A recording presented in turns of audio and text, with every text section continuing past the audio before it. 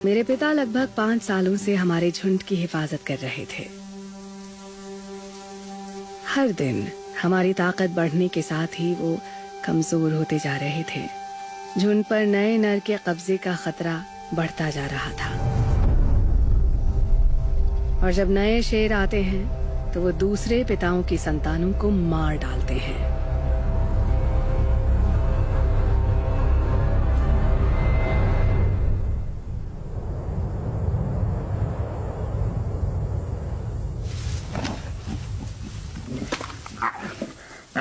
पांच महीने की उम्र में मैं बहुत तेज तर्रार थी।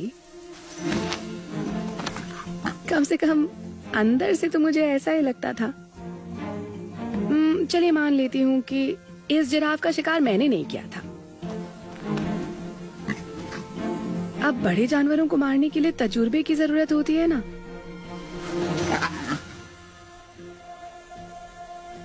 मैं इतना सारा खाना तो खत्म नहीं कर सकती थी, इसलिए इसके साथ खेलने का ये सही मौका था।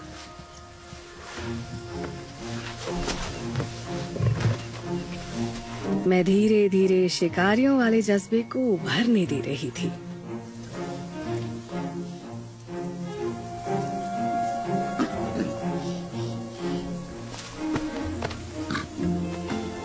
किस्मत से मेरी माँ में बहुत सब्र था।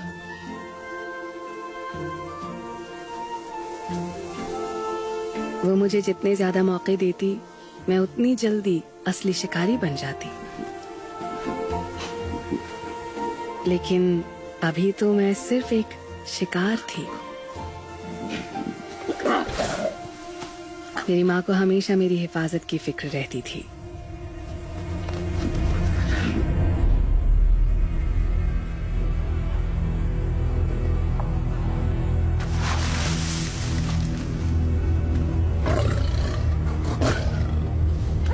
उसे सबसे ज्यादा डर हाइना यानी लकड़बग्घों से नहीं था।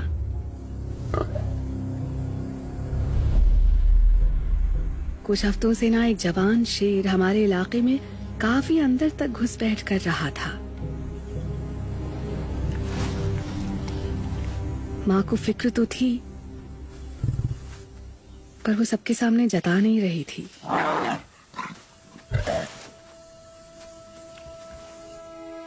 और जब तक हम साथ थे, मैं सुरक्षित महसूस करती थी। माँ की छुअन से मुझे एहसास हो जाता था कि मैं ठीक थी और शिकारी बनने के अगले बड़े सबक के लिए तैयार थी।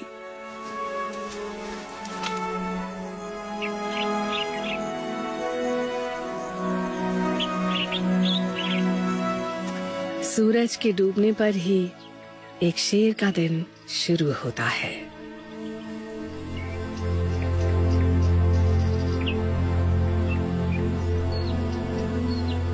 हवा ठंडी है और रोशनी कम होने से शिकार के मुकाबले हमारा पलड़ा भारी हो जाता है।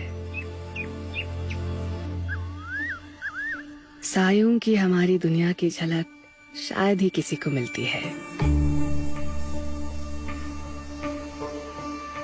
लेकिन रात के समय हम आपके मुकाबले 6 गुना बेहतर ढंग से देख सकते हैं। 10 में से 7 शिकार ना अंधेरे में ही किए जाते हैं। शिकार का मेरा पहला मौका और मैं तैयार थी।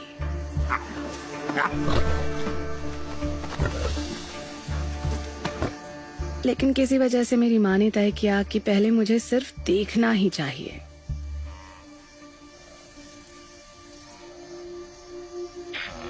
मैं माँ पर पूरी नजर रख रही थी। वो कैसे शिकार से हवा की दिशा में आगे रहती थी, कैसे छिपकर उसके पास पहुंचती थी।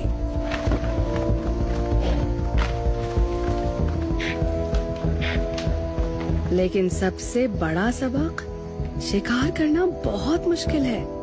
90% कोशिशें नाकाम होती हैं, और वो भी जब साथ में कोई बच्चा हो।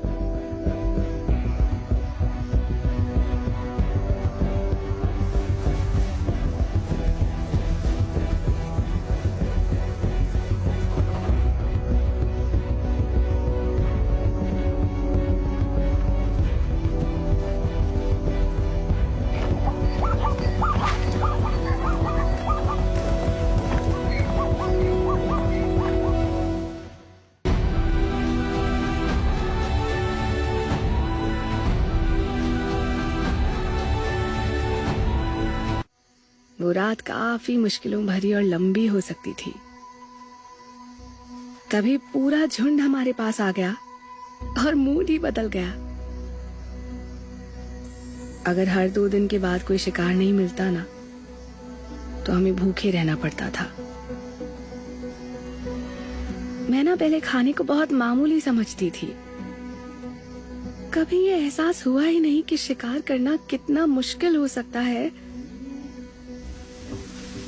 इम्पाला के एक झुंड का।